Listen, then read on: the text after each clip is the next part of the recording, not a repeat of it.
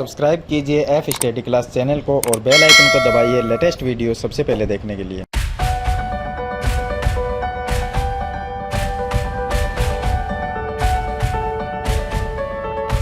Hello students, आज इस video में हम कक्षा 8 के एक्सरसाइज 6.3 का क्वेश्चन नंबर 7 को सरल करेंगे। क्वेश्चन नंबर 6 तक मैंने आपको पीछे वाली वीडियो में बता दिए हैं। तो क्वेश्चन नंबर 7 इसमें लिखा है कि एक विद्यालय के में कक्षा 8 के सभी विद्यार्थियों ने प्रधानमंत्री राष्ट्रीय राहत कोष में 2400 यानी 2401 रुपए दान में दिए। यानी जो कक्षा में 8वीं कक्षा में जो विद्यार्थी है, सब विद्यार्थियों ने मिलकर 2401 रुपए दान में दे दिए। प्रत्येक विद्यार्थी ने उतने ही रुपए दान में दिए जितने कक्षा में विद्यार्थी थे। तो कक्षा के विद्यार्थियों की संख्या ज्ञात कीजिए।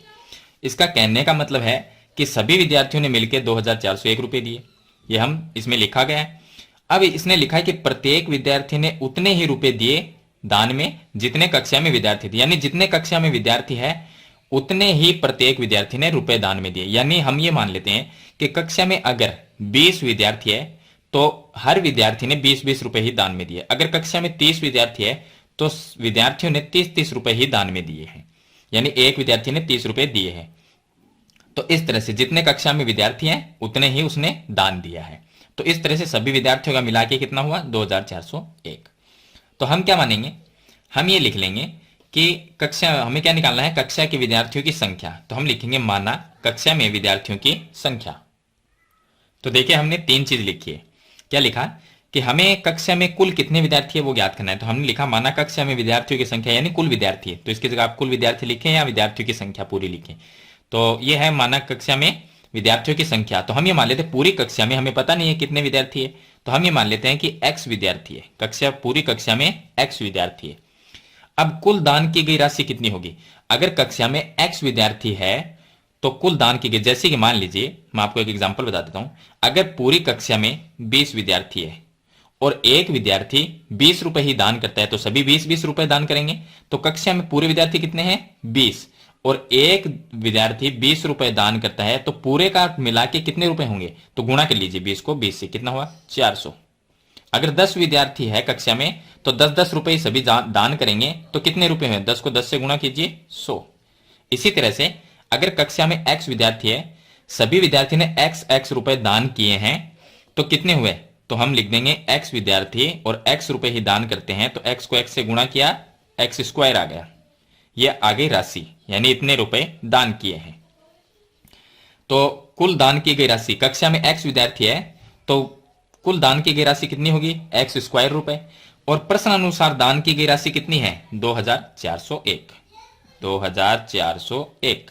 अब इसमें हम क्या करेंगे? देखिए कक्षा में विद्यार्थियों ने दान की गई कुल राशि x स्क्वायर है और किताब जो क्वेश्चन के हिसाब से हमें दिया गया है कि 2401 है। तो ये भी क्या है? दान की गई राशि और ये भी दान की गई राशि, दोनों चीज क्या है? बराबर है। तो हम लिखेंगे प्रश्नानुसार दोनों चीजों को बराबर लिख देंगे। तो इसको हम ये लिख सकते हैं कि x स्क्वायर बराबर 2401। तो अब इसमें क्या करेंगे? स्क्वायर हटाएंगे तो इस पे अंडर रूट लग जाएगा। तो x बराबर अंडर रूट 2401। अब 2401 का हम रूट निकालेंगे यानी वर्गमूल। तो देखिए इसका वर्गमूल ज्ञात करेंगे तो यहां पर हम लिख लेते हैं 2401। इसका अगर वर्गमूल ज्ञात करेंगे तो ये एक ऐसी संख्या है जिसमें 7 से पहले किसी संख्या का भाग नहीं जाएगा। देखिए लास्ट में एक विषम संख्या है तो जाएगा तो विषम संख्या का ही भाग। तो 2, 4, 6, 8 इनका तो जा ही नहीं सकता। तो क्या जाएगा? एक का भाग तो सभी में जाता है, एक को छोड़ दीजिए। 3, 5, 7। अब 3 का भी इसमें भाग नहीं जाता है क्योंकि अगर 24 में चला गया तो आगे 0, 1 में नहीं जाएगा।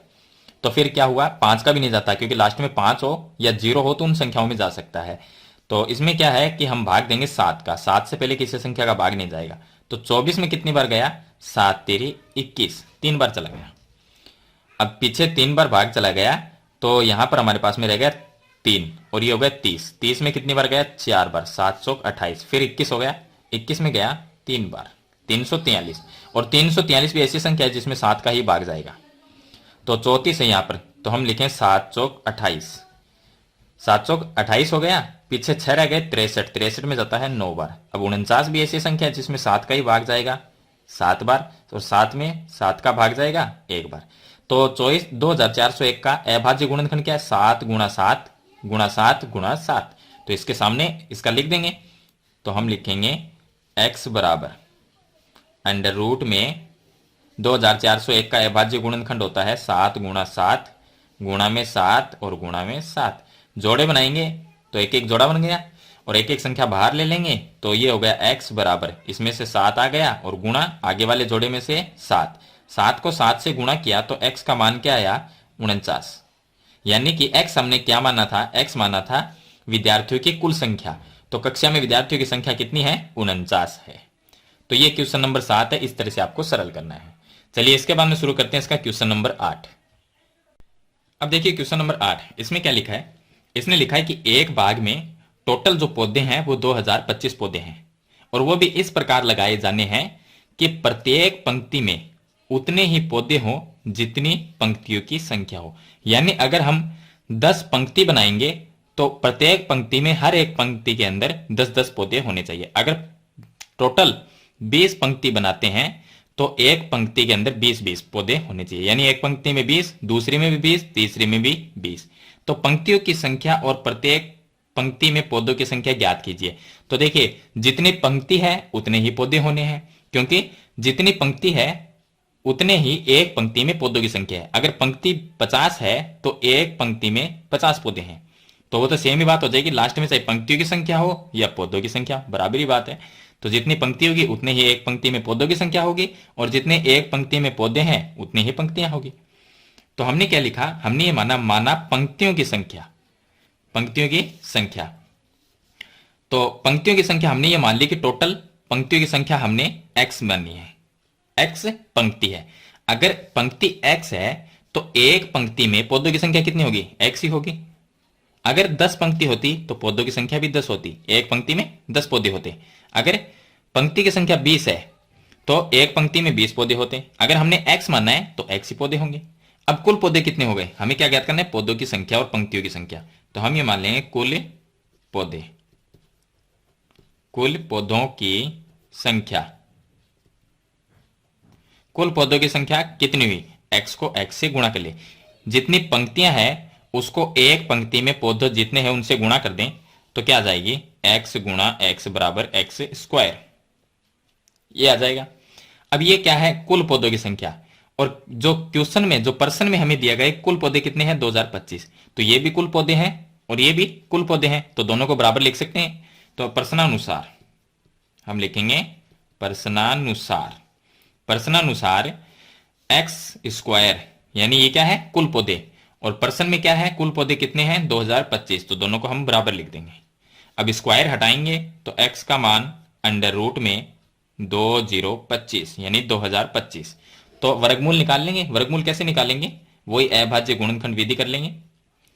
अभाज्य गुणनखंड विधि से हम वर्गमूल ज्ञात करेंगे। तो इसमें 5 का भाग देंगे, 3 का भी अगर जाएगा तो 3 का भाग दे देंगे। देखिए यहां पर चेक कर लेते हैं, ये 20 है तो यहां पर भाग चला जाएगा, 20 के अंदर 3 का भाग जाता है 6 बार और पीछे रह जाएगा 2, तो 22 फिर 1 15, तो 3 का भाग चला जाएगा, तो 6 तिरी 18 और फिर 2 हो गया, 7 तिरी 21 और 5 तिरी 15, फिर 3 का भाग देंगे तो इसके अंदर जाएगा 3 दूनी 6, यहां पर भी 3 दूनी 6 और 15 में 5 बार।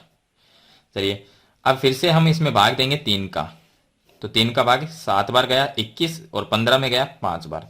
फिर से 3 का भाग देंगे तो 25 बार जाएगा, 25 तिया 75 होते हैं। अब 5 का भाग देंगे तो 5 बार गया, फिर 5 का भाग देंगे तो 1 बार गया। तो ये अभाज्य गुणनखंड हो गए 2025 के। तो x बराबर हम अभाज्य गुणनखंड लिख देंगे अंडर रूट में 3 गुणा 3 गुणा 3 गुणा 3 गुणा में 5 गुणा 5। तो x बराबर जोड़े बनाएंगे तो प्रत्येक जोड़े में से एक एक संख्या बाहर लेंगे, 3 अगले जोड़े में से 3 फिर आगे वाले जोड़े में से 5। तो x बराबर 3 को 3 से गुणा किया 9, 9 को 5 से गुणा करेंगे तो 45, यानी कि x क्या है हमारे पास में, x है पंक्तियों की संख्या, यानी 45 ही पंक्ति होगी और प्रत्येक पंक्ति में 45 ही पौधे होंगे। जितनी पंक्तियां उतनी ही एक पंक्ति में पौधों की संख्या, तो दोनों सेम ही चीज होगी। 45 पंक्ति है तो एक पंक्ति में पौधे कितने हैं 45 ही होंगे। तो ये इसका आंसर हो जाएगा। तो ये हो गया क्वेश्चन नंबर 8। चलिए इसके बाद में शुरू करते हैं क्वेश्चन नंबर 9। अब देखिए क्वेश्चन नंबर 9, क्वेश्चन नंबर 9 में लिखा है कि वह सबसे छोटी वर्ग संख्या ज्ञात कीजिए जो 4, 9 और 10 से प्रत्येक से विभाजित हो जाए। इसका कहने का मतलब यह है कि हमें सबसे छोटी पूर्ण वर्ग संख्या ज्ञात करनी है जिसके अंदर 4 का भाग भी जाए, 9 का भी जाए और 10 का भाग भी जाता हो। यानी ऐसी संख्या जो पूर्ण संख्या हो और जिसमें 4, 9 और 10 का भाग जाता हो। तो ऐसी संख्या हम ज्ञात करेंगे। कैसे करेंगे? तो इसमें हम क्या करेंगे, 4, 9 और 10 का लस्य ज्ञात करेंगे। लस्य का मतलब लघुत्तम समावर्तक। तो हम यहां पर लिखते हैं 4, 9 और 10 का लस्य। लस्य का मतलब होगा लघुत्तम समावर्तक। लस्य ज्ञात करेंगे तो हम लिखेंगे 4, 9, 10। तो देखिए ये लस्य ज्ञात कर इस तरह से करते हैं जैसे हम अभाज्य गुणनखंड करते हैं वैसे भी, लेकिन इसमें थोड़ा सा फर्क है। संख्याएं अलग अलग है, बीच में कोमा का चिन्ह दिया गया है। पहले हम ये देखेंगे कि किसी भी संख्या में अगर 2 का भाग जाता है तो उस संख्या में 2 का भाग देंगे। जिस संख्या में 2 का भाग नहीं जाएगा उसको सेम टू सेम लिख देंगे। तो 2 का भाग 4 में जाता है और 10 में भी जाता है। 4 में 2 का तो 2 बार भाग चला गया। 9 में 2 का भाग नहीं जाता तो 9 का 9 लिख देंगे और 10 में गया 5 बार। फिर से हम 2 का भाग देंगे तो 2 का भाग 2 में गया 1 बार, 9 में जाएगा नहीं और 5 में भी नहीं जाएगा तो ऐसा का ऐसा लिख देंगे। अब संख्या में 3 का भाग जा सकता है तो 1 का 1, 9 में 3 का भाग 3 बार जाएगा और 5 में नहीं जाएगा तो 5 लिख देंगे। फिर से 3 का भाग देंगे 1, 1 क्यों 3 में 3 का भाग 1 बार गया और 5 का 5। अब 5 का भाग देंगे तो 1, 1, 5 में 5 का भाग 1 बार जाता है। तो इसका लस्य क्या आया? लस्य आया 2 गुणा 2, ये लिख देंगे 2 गुणा 2 गुणा 3 गुणा 3 गुणा 5। तो देखिए क्या आएगा, 2 दूनी 4, 4 तिरी 12 और 12 पंजो 60। 60 को 3 से गुणा करेंगे तो 180। इसका लस्य आया 180। तो हमने लस्य ज्ञात कर लिया कि 180 आया। लेकिन अब देखिए 180 में 4 का भी भाग जाता है, 9 का भी जाता है और 10 का भाग तो तीनों संख्या का जाएगा, लेकिन हमें वह संख्या ज्ञात करनी है जो एक पूर्ण वर्ग संख्या हो। तो 180 में भाग तो जाता है 4, 9 और 10 का, लेकिन 180 एक पूर्ण वर्ग संख्या नहीं है। क्यों नहीं है? क्योंकि 180 का अभाज्य गुणनखंड ये है। अभाज्य गुणनखंड पूर्ण वर्ग संख्या वो होती है जिसमें अभाज्य गुणनखंड में जोड़े बनते हैं। तो एक जोड़ा तो इन दोनों का बन गया, एक इनका बन गया, 5 जो है वो अकेला रह गया। तो हम क्या करेंगे, अगर 1, 5 और आ जाए तो जोड़ा बन जाएगा। तो इसके लिए हम क्या करेंगे, 180 को 5 से और गुणा कर देंगे। तो हम लिखेंगे कि 180 को 5 से गुणा करने पर एक पूर्ण वर्ग संख्या प्राप्त होती है। तो चलिए हम गुणा कर लेते हैं 5 को 180 से। तो 180 गुणा 5 कितना आया, 18 पंजो 90, तो एक जीरो लगा देंगे, 900 आएगा। 900 एक पूर्ण वर्ग संख्या है जो 4, 9 और 10 से विभाजित होती है। यानी 4 का भाग भी जाएगा, 9 का भी जाएगा और 10 का भाग भी इसमें जाता है। 180 में भी जाता है, लेकिन 180 क्या है, एक पूर्ण वर्ग संख्या नहीं है। तो हमें एक पूर्ण वर्ग संख्या चाहिए, तो उसके लिए 5 से गुणा कर दिया। तो यहाँ पर 1, 5 और आ गया, यानी 5 से गुणा करने का मतलब 1, 5 और आ जाएगा। तो फिर जोड़े बन जाएंगे, सभी के जोड़े बन जाएंगे। तो 900 क्या है, एक पूर्ण वर्ग संख्या है। तो 900 का अभाज्य गुणनखंड भी अगर करके देखें तो क्या आएगा, 2 गुणा 2, 3 गुणा 3 और 5 गुणा 5, ये आएगा 900 का अभाज्य गुणनखंड। आप करके देख सकते हैं। तो इसमें जोड़ा बन गया देखिए। तो 900 क्या है, एक पूर्ण वर्ग संख्या है। तो इस तरह से वह संख्या आपको ज्ञात करनी है जो 4, 9 और 10 से विभाजित भी होती हो और साथ में पूर्ण वर्ग संख्या भी हो। तो ये होगा इसका क्वेश्चन नंबर 9। चलिए इसके बाद में शुरू करते हैं क्वेश्चन नंबर 10। अब देखिए क्वेश्चन नंबर 10 में सेम टू सेम जैसा हमने क्वेश्चन नंबर 9 में किया था उसी तरह से हमें क्वेश्चन नंबर 10 को सरल करेंगे। इसमें लिखा हुआ है सबसे छोटी वर्ग संख्या ज्ञात कीजिए, यानी पूर्ण वर्ग संख्या ज्ञात करनी है जिसमें 8, 15 और 20 का भाग जाता हो। तो सबसे पहले हम क्या करेंगे, 8, 15 और 20 का लस्य ज्ञात करेंगे। तो यहां पर लिखेंगे 8, 15, 20 का लस्य ज्ञात कर लेंगे। तो क्या आएगा, 8, 15, 20, इनका लस्य ज्ञात करेंगे। 2 का भाग दे सकते हैं, 8 में जाएगा 4 बार, 15 में नहीं जाएगा तो 15 लिख देंगे, 20 में गया 10 बार। फिर से हम 2 का भाग देंगे तो 4 में गया 2 बार, 15 का 15, 10 में गया 5 बार। फिर से हम 2 का भाग देंगे, 1 बार गया, 15 और 5, बीच में कॉमा लगाते रहेंगे। अब देखिए 3 का भाग जा सकता है, तो 1, 15 में 3 का भाग गया 5 बार और 5 का 5। अब संख्या में 5 का भाग चला जाएगा, 1, 1 और 1। तो इस तरह से हमने लेस से क्या ज्ञात किया, तो हमारा जो लेस से है वो क्या हो गया, लेस से हो गया 2 गुणा 2 गुणा 2, 2 गुणा 2 गुणा 2 गुणा में 3 गुणा में 5। अगर इनका गुणा किया जाए तो क्या संख्या आएगी, 2 दूनी 4, 4 दूनी 8, 8 पंजो 40 और 40 को 3 से गुणा करेंगे तो यह आ जाएगा 120। 120 एक ऐसी संख्या है जिसके अंदर 8 और 15 और 20 का भाग तो चला जाएगा, लेकिन 120 क्या है, पूर्ण वर्ग संख्या नहीं है। तो हमें एक पूर्ण वर्ग संख्या ज्ञात करनी है। तो देखिए यहां पर पूर्ण वर्ग संख्या नहीं है, क्यों नहीं है, क्योंकि यहां पर जोड़ा देखिए इसका तो बनता है एक जोड़ा, फिर ये 2 अकेला रह गया, 3 भी अकेला है, 5 भी अकेला है। तो अकेली अकेली जो संख्या है वो कितनी है, 2, 3, 5। अगर हम 120 को 2, 3 और 5 से गुणा कर दें तो 120 क्या हो जाएगा, एक पूर्ण वर्ग संख्या बन जाएगी। 2, 3, 5 का मतलब कितना हो गया, 2 को 3 से गुणा किया 6 और 6 को 5 से गुणा करेंगे तो 30 आएगा, यानी 120 को 30 से गुणा कर देंगे तो एक पूर्ण वर्ग संख्या प्राप्त होगी। तो हम लिखेंगे 120 को 30 से गुणा करने पर एक पूर्ण वर्ग संख्या प्राप्त होती है। तो एक पूर्ण वर्ग संख्या प्राप्त हो जाएगी।